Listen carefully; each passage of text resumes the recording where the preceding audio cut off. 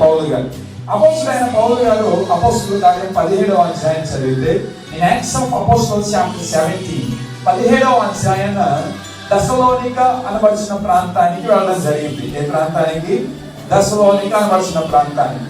దెస్సలోనిక అనబడిన ప్రాంతానికి అపోస్తుల కార్యాలు 17వ అధ్యాయంలో ఆయన అడుగుపెట్టి కేవలము at least or only for 3 Sabbath days 3 విశ్రాంతి దినములు మాత్రమే ఆయన వాక్యాన్ని బోధించాడు. అది స్పష్టంగా 17వ అధ్యాయంలో అపోస్తుల కార్య గ్రంథాల్లో మనం గమనిస్తాం.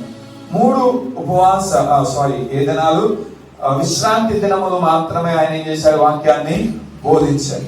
3 దినములు అయిపోయిన తర్వాత అక్కడ ఎదుర్కొన్న కొన్ని అనివార్య పరిస్థితులను బట్టి, అంటే ఆనాడు రాజు అయిన క్లోడియస్ అనబడిన వ్యక్తి ఆయన ఇచ్చిన శాసనాల్లో ఒక శాసనం ఏంటంటే, నేను తప్ప వేరే ఒక రాజు గురించి కానీ వేరొక దేవుడి గురించి కానీ ఈ ప్రాంతంలో వాక్యాన్ని చెప్పకూడదు, బోధించకూడదు అనే ఆజ్ఞ ఆనాటి కాలంలో ఉన్నది.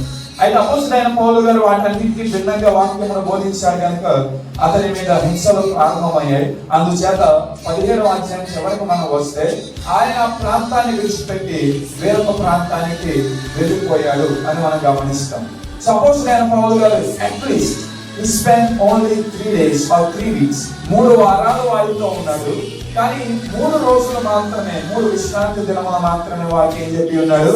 వాక్యాన్ని బోధించాడు. అయితే ఇదంతా ఎప్పుడు జరిగిందంటే క్రీస్తునకు శకము 50వ సంవత్సరాన ఈ విషయాలన్నీ జరిగాయి. It happen before or in AD 50 ఈ సంఘటనలన్నీ